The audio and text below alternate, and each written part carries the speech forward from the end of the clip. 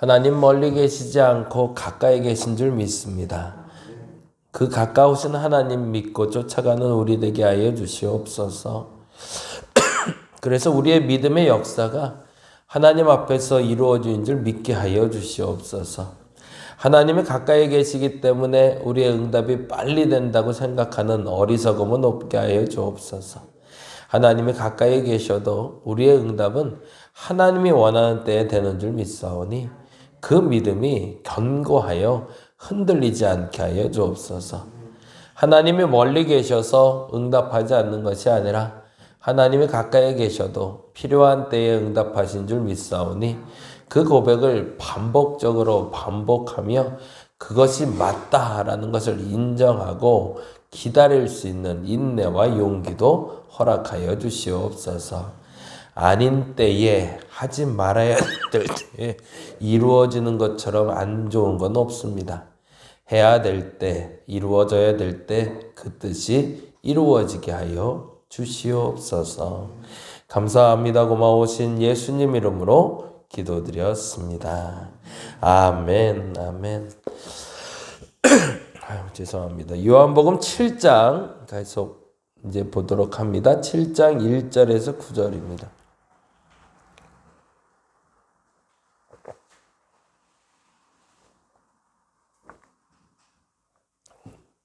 요한복음 7장 1절에서 9절 말씀 우리 같이 한 목소리로 천천히 읽도록 하겠습니다.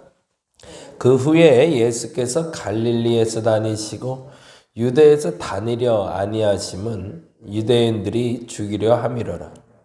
유대인의 명절인 초막절이 가까운지라 그 형제들이 예수께 이르되 당신이 행하는 일을 제자들도 보게 여기를 떠나 유대로 가소서. 스스로 나타나기를 구하면서 묻혀서 일하는 사람이 없나니 이 일을 행하려 하거든 자신을 세상에 나타내소서 하니 이는 그 형제들까지도 예수를 믿지 아니함이로라. 예수께서 이르시되 내 때는 아직 이르지 아니하였거니와 너희 때는 늘 준비되어 있느니라. 세상이 너희를 미워하지 아니하되 나를 미워하나니 이는 내가 세상의 일들을 악하다고 증언함이라. 너희는 명절에 올라가라. 내 때가 아직 차지 못하였으니 나는 이 명절에 아직 올라가지 아니하노라. 이 말씀을 하시고 갈릴리에 머물러 계시니라. 아멘. 오늘 여기서 말하는 형제들은요, 정말 예수님의 형제들을 얘기해요. 마리아가 동정녀로 예수님을 낳잖아요. 그리고 낳고 나서 요셉과 정혼하고 요셉과 마리아 사이에 형제들이 있더라라고 우리가 알고 있죠. 그래서 그 밑에 동생들이 있는데 이제 그 동생 중에 제일 유명한 사람이 야고보라는 동생이 있고 그리고 그 후에도 많은 자녀들을 아마 출산한 걸로 성경은 기록하고 있습니다. 그런데 땡뚱맞는 일을 벌인 거죠. 예수님이 오병이어 사건을 통해서 어마어마한 사람들이 몰렸었잖아요.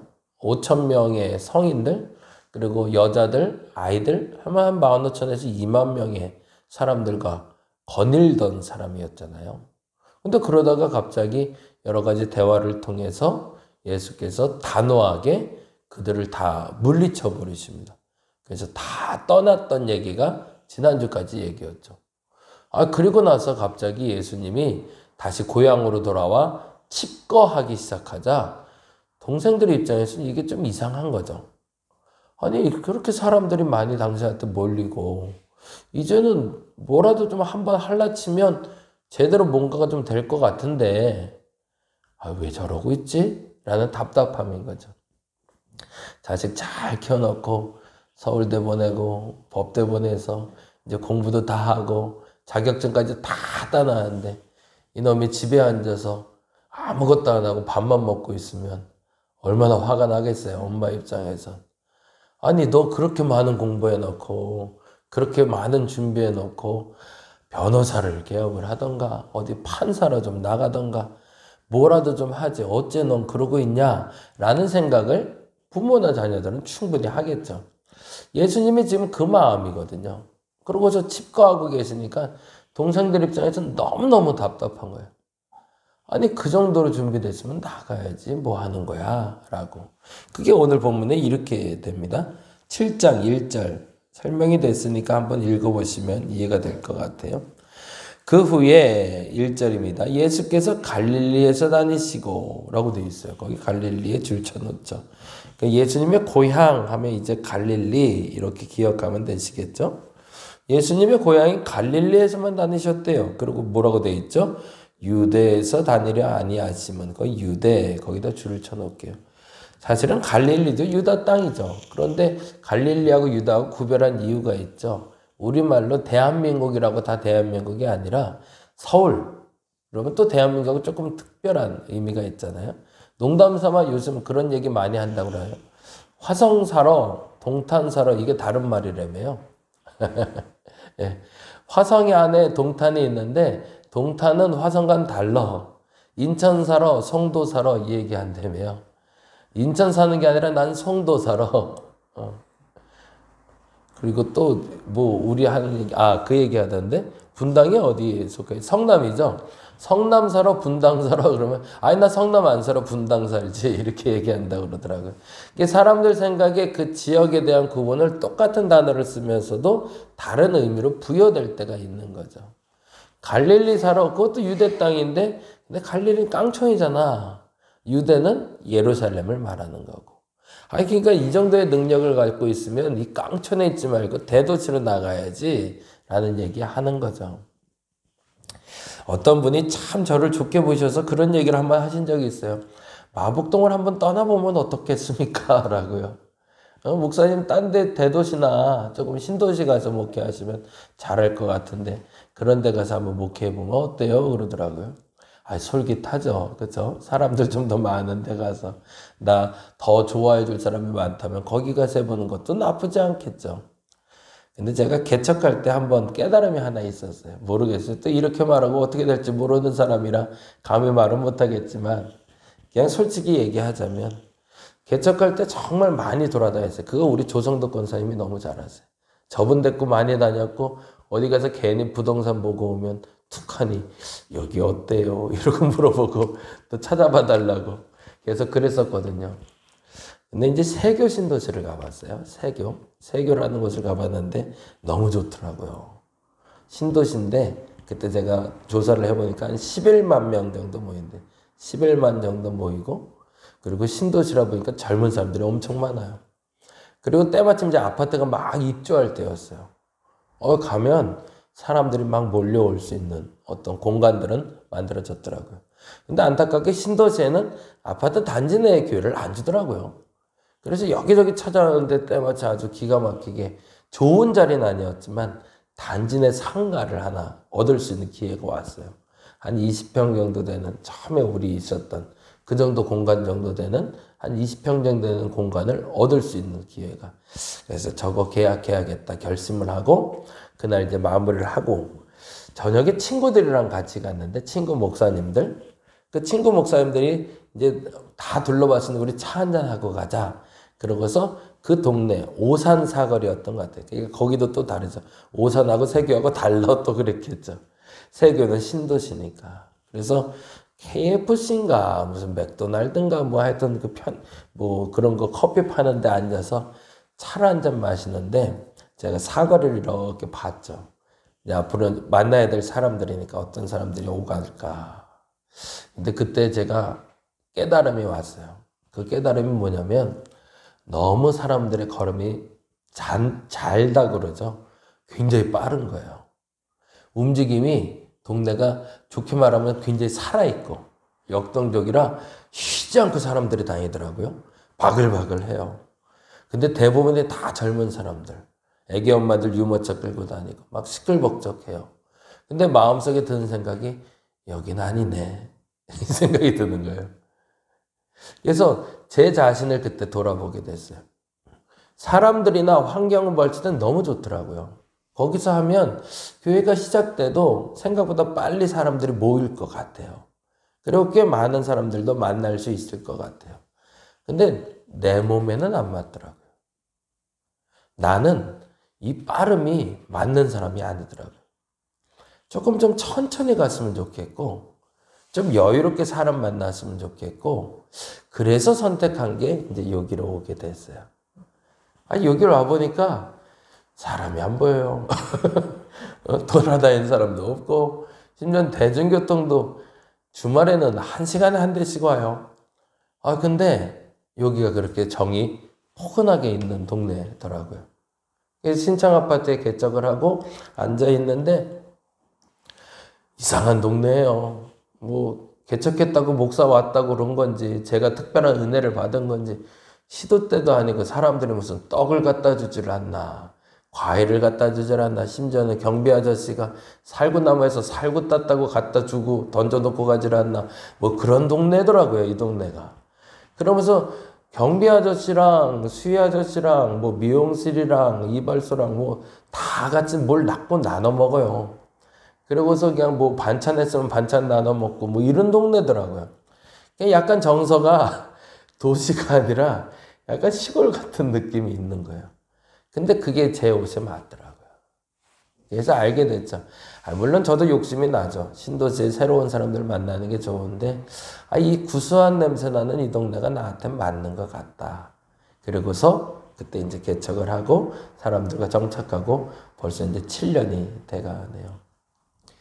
예수님도 욕심 안 났겠어요. 5만 명, 2만 명 막 모이기 시작하는데. 근데 예수님은 알고 계셨죠. 뭘 알았을까요? 형제들은 모르지만 예수님은 예수님 자신이 누군지를 아셨던 거죠. 그리고 그 때를 아셨던 거죠. 그래서 그 때를 두 가지로 얘기하는데 첫 번째는 이렇게 얘기합니다. 7장 1절 같이 한번 다시 읽어봅니다. 그 후에 예수께서 갈릴리에서 다니시고 유대로 다니려 아니하심은 이유가 있대요. 뭐예요? 유대인들이 죽이려 했기 때문에. 근데 이건 형제들한테 얘기 안 했겠죠. 예수님만 알고 있었던 거죠. 거기 갔다 나 죽을 수도 있겠네. 근데 예수님 지금 죽으면 안 되거든요. 때가 있으니까. 그 얘기를 이렇게 얘기하셔요. 6절이죠. 같이 읽어볼까요? 예수께서 이르실 때 내 때는 아직 이르지 아니하였거든. 여기다 이제 동그라미 좀 할게요. 때에 동그라미를 할게요. 예수님이 죽기 싫어서 안 간 건 아니죠. 더 정확히 말하면 예수님은 예루살렘에서 죽으러 오신 분이잖아요. 결론적으로. 그러면 지금 죽나 그때 죽나 무슨 상관이야, 가면 되지라고 사람들은 말할 수도 있어요. 이렇게 말했을 땐. 근데 예수님은 아닌 거죠. 왜요? 지금 죽는 때가 아니기 때문에. 언제 죽어야 되기 때문에 공생애가 맞춰질 때에 내가 죽어야 되기 때문에. 그래서 그때는 가면 안 되는 거였던 거죠. 그걸 누구만? 예수만 알고 계셨던 거죠. 그래서 지금 말씀드리는 이 6절의 때에는 그렇게 적어놔 주세요. 카이로스라는 여러분이 잘 아는 단어를 씁니다. 카이로스. 헬라어로 시간을 얘기할 땐 크로노스라는 시간과 카이로스라는 시간을 써요. 그런데 여기서 쓰는 이 내 때는 카이로스라는 시간을 씁니다. 크로노스는 일반적인 24시간을 얘기해요. 매일 돌아오는 그 24시간을 얘기한다면 카이로스는 특별한 때를 얘기합니다. 뭔가 해야 될 때, 뭔가 중요한 때를 카이로스라고 얘기해요. 그러니까 예수님은 지금 예루살렘에 갈 수도 있고 안 갈 수도 있지만 지금 내가 올라가서 거기서 죽는 것은 하나님의 특별한 때가 아니다라고 얘기하고 있는 거거든요. 근데 이 때는 누가 아는지가 중요한 거죠. 예수님뿐만 아니라 다른 사람들도 그 때를 알고 살아가는 사람들이 있어요. 그래서 그 때를 잘 알고 살아가면 비껴가는 일이 많지가 않아요. 근데 그 때를 잘 모르기 때문에 돈을 못 만지는 거고, 그 때를 잘 모르기 때문에 사람이 자꾸 떠나가는 거고, 그 때를 잘 모르기 때문에 하고 싶은 일이 안 되는 거거든요. 그래서 저는 이렇게 구분해요. 한번 그거는 적어놔 보세요. 준비해야 될 때와 시행해야 될 때가 있다.